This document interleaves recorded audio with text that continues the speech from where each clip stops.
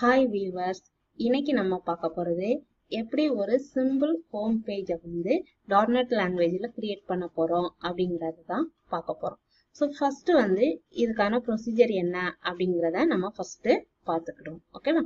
So first வந்து எப்படி டாட்நெட்டை வந்து ஓப்பன் பண்ணணும் அப்படிங்கிறது ஃபஸ்ட்டு ஸ்டார்ட்டில் போய் ப்ரோக்ராம்ஸில் போய் மைக்ரோசாஃப்ட் விசுவல் ஸ்டுடியோ .NET அப்படின்னு சொல்லி ஓப்பன் பண்ணோம் அப்படின்னா இந்த மாதிரி ஒரு ஸ்க்ரீன் வந்து நமக்கு டிஸ்பிளே ஆகும்.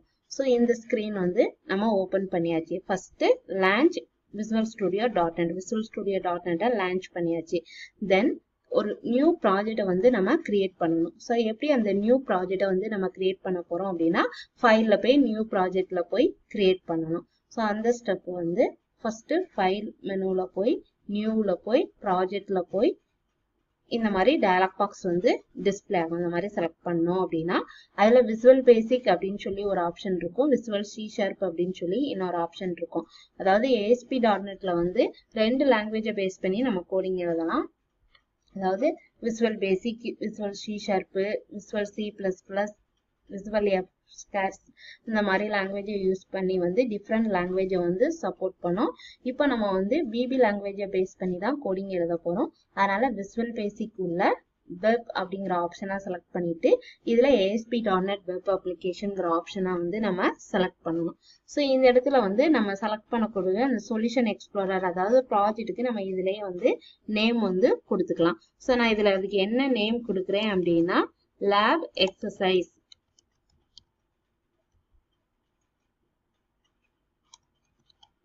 அப்படின்னு சொல்லி நேம் கொடுக்குறேன். ஸோ கிரியேட் பண்ணும் போதே நேம் கொடுத்து ஓகே கொடுத்தாச்சு.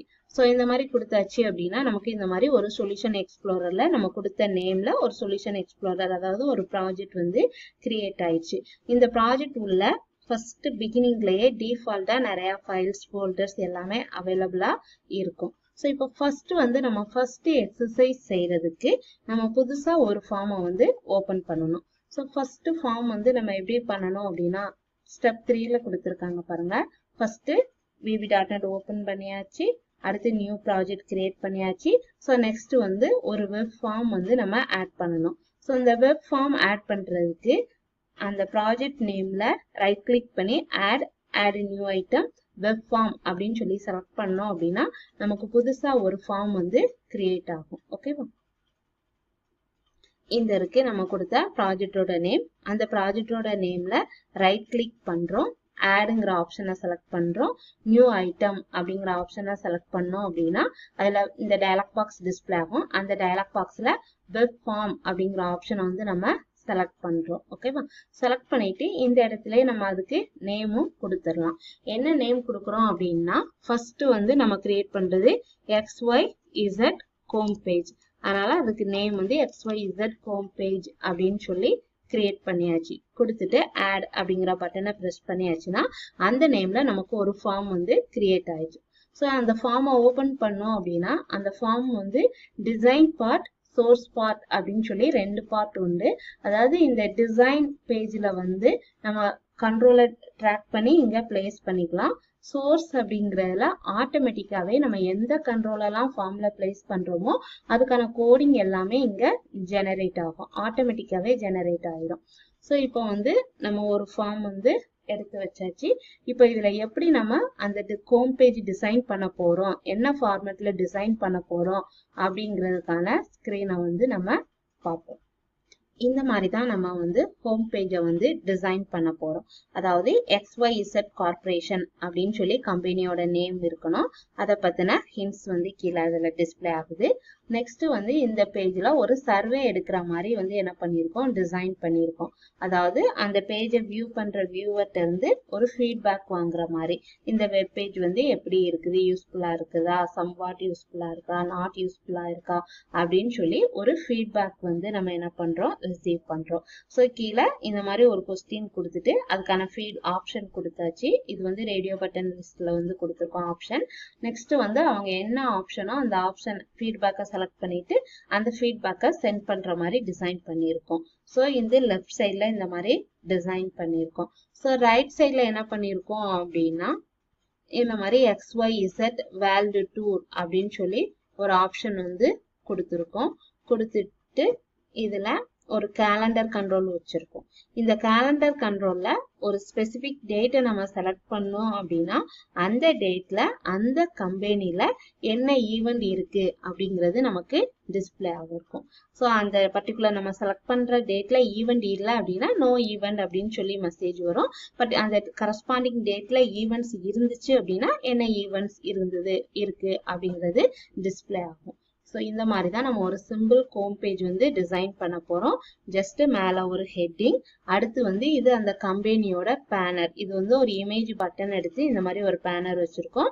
ஸோ லெஃப்ட் சைட்ல ஒரு சர்வே எடுக்கிறோம், அதாவது ஒரு ஃபீட்பேக் வாங்குறோம்.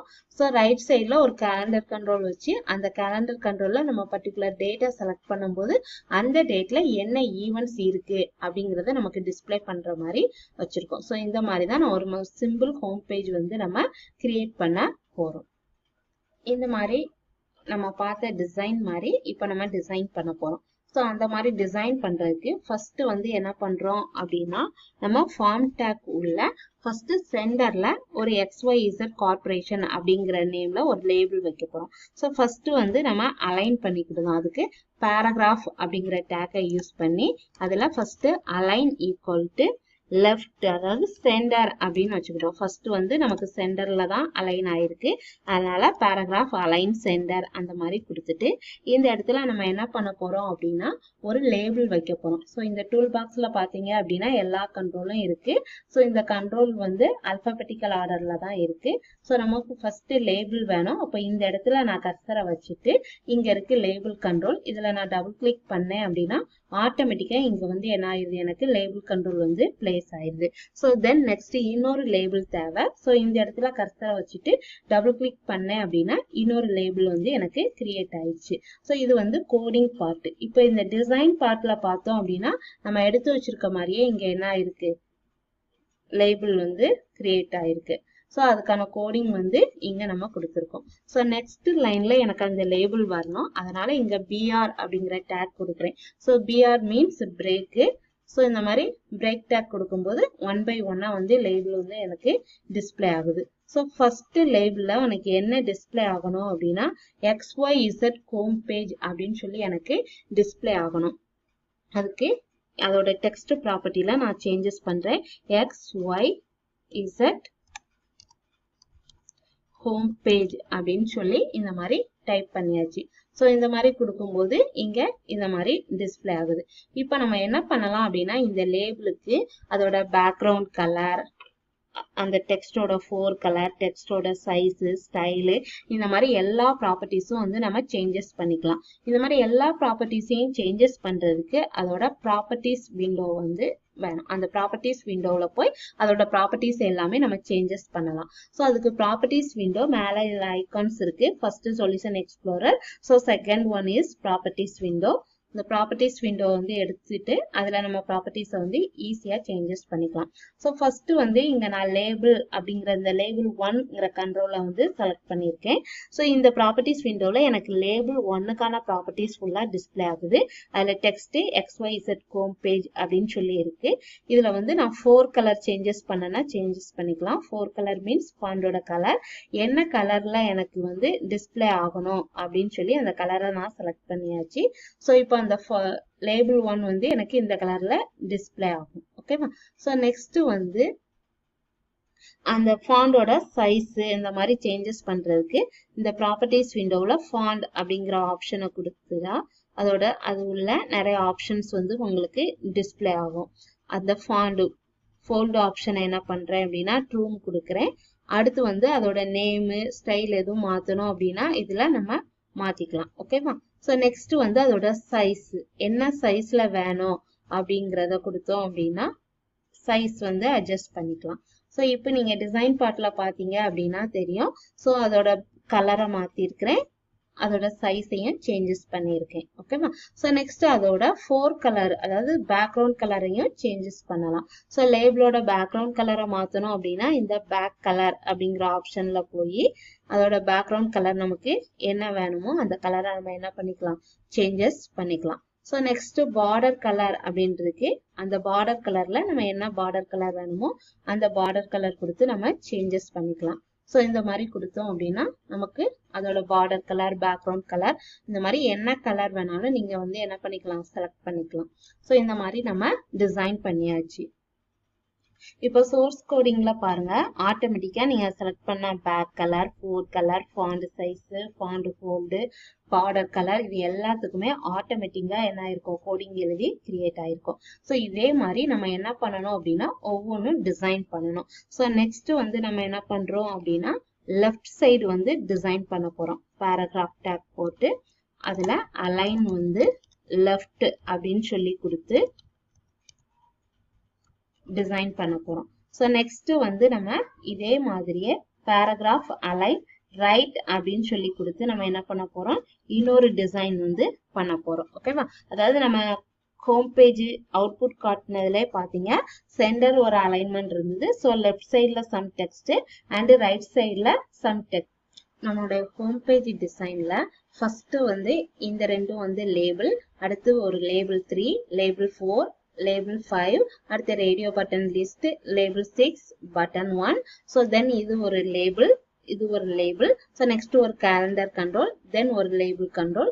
ஸோ இந்த மாதிரி இவ்வளவு கண்ட்ரோல்ஸ் எடுத்து வச்சு நம்ம டிசைன் பண்ணணும். அதாவது இந்த மாதிரி டிசைன் பண்ணணும். ஃபர்ஸ்ட் 2 லேபிள், அடுத்து ஒரு இமேஜ் பட்டன், அடுத்து label label label, radio button list, button, label, அடுத்து இந்த சைட் 2 லேபிள், தென் இங்க ஒரு கேலண்டர் கண்ட்ரோல். இந்த மாதிரி எடுத்து வச்சு நம்ம வந்து டிசைன் பண்ணணும். ஸோ எந்தெந்த கண்ட்ரோல்லாம் எடுத்து வைக்கணும் அப்படிங்கிறது வந்து கொடுத்துருக்காங்க. நம்ம ப்ராப்பர்ட்டிஸ் விண்டோவில் கொடுத்துருக்க மாதிரி டிசைன் பண்ணணும்.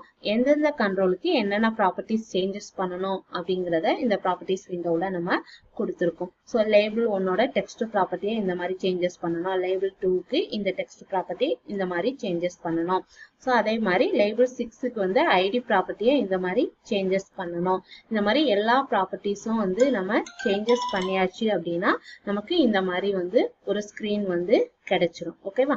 ஸோ நம்ம ஒவ்வொரு ப்ராப்பர்ட்டிஸும் வந்து சேஞ்சஸ் பண்ண ஆட்டோமேட்டிக்காவே அதோட கோடிங் வந்து ஜெனரேட் ஆகும். அதாவது இது நம்ம சென்டர் அலைன்மெண்ட்ல ஃபர்ஸ்ட் லேபிளுக்கு XYZ கார்பரேஷன் அப்படின்னு சொல்லி கொடுத்துருக்கோம் அந்த ஹெட்டிங். அடுத்து அதுக்கு கீழே leader in web solution for business அப்படிங்கிற வேர்டு வந்து அதுல டிஸ்பிளே ஆகுது. ஸோ நெக்ஸ்ட் வந்து நம்ம ஒரு இமேஜ் பட்டன் வந்து எடுத்து வச்சிருக்கோம். அதாவது அந்த கம்பெனியோட பேனர் டிஸ்பிளே ஆகுறதுக்கு ஒரு இமேஜ் பட்டன், அதுல ஒரு இமேஜை வந்து செலக்ட் பண்ணியிருக்கோம். ஸோ அந்த டிசைன். ஸோ நெக்ஸ்ட் வந்து left side design. So left side design அப்படின்னா உங்களுடைய இந்த ஸ்கிரீன்ல பார்த்தா தெரியும், டேக் அவர் சர்வே அப்படின்னு சொல்லி இந்த மாதிரி இந்த லெஃப்ட் சைடு எப்படி டிசைன் பண்ணணும் அப்படிங்கிறத கொடுத்துருக்காங்க. ஓகேவா? So left side design paragraph align left அப்படின்னு கொடுத்து ஃபர்ஸ்ட் ஒரு லேபிள், அதுல டேக் அவர் சர்வே அப்படின்னு சொல்லி இந்த மாதிரி கொடுத்துருக்கோம். அடுத்து வந்து ஒரு லேபிள் எடுத்து வச்சு your feedback is important to us அப்படின்னு சொல்லி கொடுத்து மெசேஜ் டிஸ்பிளே ஆகுது. அடுத்து வந்து ரேடியோ பட்டன் லிஸ்ட் வந்து வச்சிருக்கோம். அதுல 3 ஆப்ஷன் வச்சிருக்கோம். Very useful, somewhat useful, not useful at all அப்படின்னு சொல்லி 3 ஆப்ஷன் வந்து டிஸ்பிளே ஆகுது. ஸோ நெக்ஸ்ட் வந்து ஒரு லேபிள் வச்சிருக்காங்க. ஃபீட்பேக் டிஸ்பிளே ஆகுறதுக்கு ஒரு லேபிள், தென் ஃபீட்பேக்கை வந்து சப்மிட் பண்றதுக்கு ஒரு பட்டன் வச்சிருக்காங்க. ஸோ இந்த மாதிரி லெஃப்ட் சைடு வந்து டிசைன் பண்ணியிருக்காங்க. சேமஸ் இதே மாதிரி ரைட் சைடு டிசைன் பண்றதுக்கு ஒரு லேபிள் அடுத்து ஒரு கேலண்டர் கண்ட்ரோல். ஸோ அதுக்கான ரைட் சைடு கோடிங் வந்து இதுல கொடுத்துருக்காங்க. பேராகிராஃப் அலைன் ரைட் அப்படின்னு சொல்லி கொடுத்துட்டு லேபிள், அதுல ஃபர்ஸ்ட் XYZ வேல்டு டூர் அப்படிங்கிற டெக்ஸ்ட் டிஸ்பிளே ஆகுது. அடுத்து வந்து ஷோகேசிங் அவர் லேட்டஸ்ட் ப்ராடக்ட் அப்படிங்கிறது கிளிக் ஆன் டேட் பிலோ அப்படிங்கிற மெசேஜ் வந்து டிஸ்பிளே ஆகுது. தென் ஒரு கேலண்டர் கண்ட்ரோல் வந்து நம்ம எடுத்து வச்சிருக்கோம். ஸோ நெக்ஸ்ட் வந்து ஒரு லேபிள், அதாவது அந்த ஈவெண்ட் டிஸ்பிளே ஆகுறதுக்கு ஒரு லேபிள் வந்து எடுத்து வச்சிருக்கோம். ஸோ இதே மாதிரி நம்ம ஒவ்வொரு கண்ட்ரோலையும் பிளேஸ் பண்ண ஆட்டோமேட்டிக்கா கோடிங் ஜெனரேட் ஆகும். ஸோ நம்ம வந்து இந்த மாதிரி இந்த ஒர்க்கிங் ஏரியாவில் வச்சுக்கிட்டு, அதாவது இந்த சோர்ஸ் கோடிங்ல வச்சுட்டு நமக்கு ஒரு லேபிள் வேணும் அப்படின்னா இந்த இடத்துல இந்த லேபிள் கண்ட்ரோல்ல ஜஸ்ட் டபுள் கிளிக் பண்ணாலே நமக்கு என்ன ஆயிரும், அந்த லேபிள் வந்து அங்க பிளேஸ் ஆயிரும். ஸோ இந்த மாதிரி வச்சுட்டு நம்ம ஒவ்வொரு லேபிளுக்கும் வந்து ஒவ்வொரு ப்ராப்பர்ட்டிஸையும் வந்து நம்ம ப்ராப்பர்ட்டிஸ் விண்டோவை யூஸ் பண்ணி சேஞ்சஸ் பண்ணோம் அப்படின்னா, இப்போ இந்த ஃபர்ஸ்ட் லேபிளுக்கு டெக்ஸ்ட் ப்ராப்பர்ட்டி மாத்தணும் அப்படின்னா இந்த கண்ட்ரோல்ல கிளிக் பண்ணி செலக்ட் பண்ணிட்டு அதோட டெக்ஸ்ட் அப்படிங்கிற ப்ராப்பர்ட்டி நேரே போய் அதோட ப்ராப்பர்ட்டிஸை வந்து நம்ம சேஞ்சஸ் பண்ணணும். ஸோ இந்த மாதிரி சேஞ்சஸ் பண்ணோம் அப்படின்னா சேஞ்சஸ் ஆகும். ஸோ அடுத்து இதுக்கான நெக்ஸ்ட் கோடிங் வந்து அடுத்த வீடியோவில் பார்ப்போம். தேங்க்யூ.